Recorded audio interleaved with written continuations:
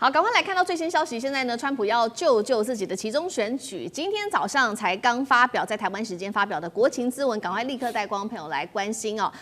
他说现在是美国的黄金时代，他说关税要取代所得税。美国到底现在是在复兴还是自我催眠？选民到底会不会针对这场国情咨文对川普买单？今天一起来做解读。赶快来看到，就是在今天最新24日发表的川普的国情咨文，他说美国迎来了建国250年为一个主题，现在呢，美国已经进入黄金时代，是比以往任何时候都要更加美好、富裕跟强大的美国。美国呢，川普说的，拥有史上最强大安全边境。芬太尼在1年内经由边境流入量大幅下降了56%。过去9个月没有非法移民进入美国，通膨一直狂降，降到了5年新低，房贷利率更是创下4年新低。他还说呢，全国啊，现在全球都在投资美国，18兆美元的投资承诺，而且我们还从委内瑞拉取得了8000万桶的石油。他还说，美国的药价不断的狂下降，下降幅度高达600%。那么他也提到了关税政策，他说很遗憾的关税政策被搞成这样子，但是我们可以看到关税没有伤害经济，反而是推升了美国的股市，道琼指数提前突破了5万点大关，川普非常的满意。最高法院就算裁定了关税违法，很让人遗憾，但是反而让我拥有了更强大的筹码，可以实施更严厉的关税措施。他也指控多年来多国不断的坑骗美国，他说未来关税收入将会大幅取代所得税的制度。被专家批评说，这个想法也太天马行空了嘛。当前美国每年个人跟企业税收5.6兆美元，但是预估啊，你川普全年得到的关税税收只有3500亿美元，还不到现在的1/10。那川普继续催，他说我们赢太多了，多到很多人甚至不知道到底该怎么办了。另外，路透社也做了一个最新民调，现在有超过60%的美国人认为，川普这一位79岁的总统就是个老黄灯，年纪越大，行事越反复无常且古怪。当中竟然这个受访者当中有30%还是共和党人。纽森更是在这个网络上面制作了 bingo 的游戏卡，来特别讽刺川普的种种行为。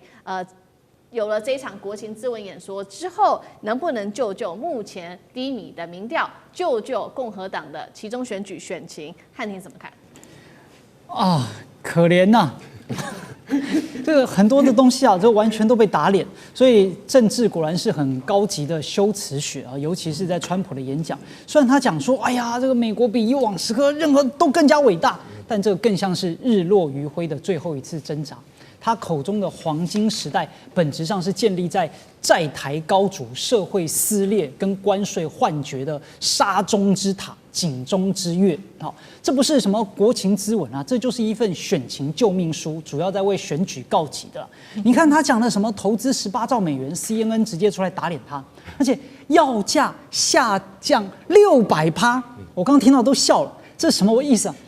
药价下降100%就表示免费，下降600%是指这样？我卖你1盒药，我还要倒贴5盒的钱吗？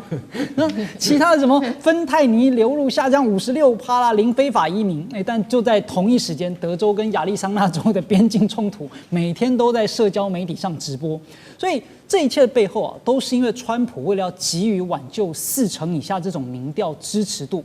目前60%美国人认为他老还颠，30%共和党也对他反复无常感到恐惧。所以，当一个领导人需要靠杜撰数字来维持威信啊，本身就是国力衰弱的铁证。而且目前他的关税战，哪怕他还想要继续干，但过去这1年以及在2018年以来，无数的事实告诉我们，就是超级大失败。他的关税战3大目标全面溃败。第一个，贸易的逆差不降反升。对吧？他是希望能够降低贸易逆差，但是去年1整年打下来呢，美国对中国大陆、对欧洲的贸易逆差反而创下新高。第二个，他要制造业回流，也完全没有实现，回流的只有高通膨。再来第3呢，他说，哎呀，我们关税收入，记得去年他是吹多少？他去年说关税收入可以增加2兆啊，现在实际上呢3500亿。那请问一下，消失的那1兆多跑去哪里了？就是不可能增加那么多，而且这所谓的3500亿是谁出的呢？就是进口商，也是美国的商人跟美国的消费者自己承担。所以川普目前所推出来的关税政策，实际上最后伤害的就是美国自己，更不用说在目前美国所出现的各种的社会的撕裂啦、政党的对立啦、地方的治安败坏等等啊。所以目标成空，税负沉重，内耗不止，霸权难动。好，所以刚刚汉尼有特别提到这个关税问题，现在是美国人最关心的一个话题之一。川普还说，关税取代所得税到底有没有可能？大使又怎么看？当然可以啦，那你就停收所得税嘛，你就靠关税就好了，对不对？你就试试看嘛，对，你是就试试看呐、这个没有什么错。你知道关税，其实我们从贸易理论来讲的话，关税就是你整个社会的大部分人哈，花钱来补贴你国内一部分的产业，就是说特定的产业，比如说我们台湾买汽车啊特别贵，那为什么外国人买汽车，国外汽车都不用便宜？就是我们用那个关税跟其他的相关的苛捐杂税40%的那个货物税哈，去补贴我们的汽车产业啦。对，可是补贴了那个60年，我们汽车产业有被补贴起来吗？没有嘛。所以就变成很多贸易理论说补贴是不好的。哎，你这种关税来保护你国内的产业，第一个被保护的产业，它就变成一个坏孩子，永远都在依靠你补贴。然后另外一方面呢，你也社会不公平。为什么他做生意赔钱，你不拿钱去补贴他？那些公司做生意他赔钱，你就要拿钱去补贴他，这是很大的问题啊。川普的补贴是最莫名其妙的，他去补贴 Intel 一拿就拿了几十亿美金、上百亿美金。请问一下，Intel 那些人薪水低吗 ？Intel 赚钱的时候有把他的利润分给美国政府、分给美国人民吗？对，他现在不行了，你叫美国人缩紧肚皮去覆盖 Intel 一点也不会补助。所以这个理论上它就是一个很大的一个问题啦，它只是像用关税来怎么样来修理别的国家，让别的国家顺服于它。